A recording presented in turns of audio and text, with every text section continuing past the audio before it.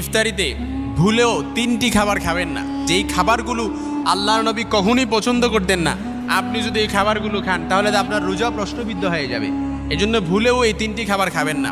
1 number, কাঁচা পেঁয়াজ খেতে অপছন্দ করতেন, কারণ কাঁচা পেঁয়াজ খাওয়ার পরে আপনি দেখবেন মুখ থেকে এত দুর্গন্ধ আসে যেটা সাধারণ কোনো মানুষই পছন্দ করতে পারবে না, সহ্য করতে পারবে না এই দুর্গন্ধটা। 2 নাম্বার হচ্ছে কি, গরম খাবার খাবেন না। আমাদের মা বোনরা অনেক সময় আছে, দেখা যায় যে গরম খাবার চুলা থেকে আনছে, তারপর হুট হুট করে যদি আপনি গরম খাবার খেয়ে ফেলেন, এটা আপনার স্বাস্থ্যের জন্য ক্ষতিকর, এটা আপনার রোগ প্রতিরোধ ক্ষমতা এটাও কমিয়ে দিতে পারে।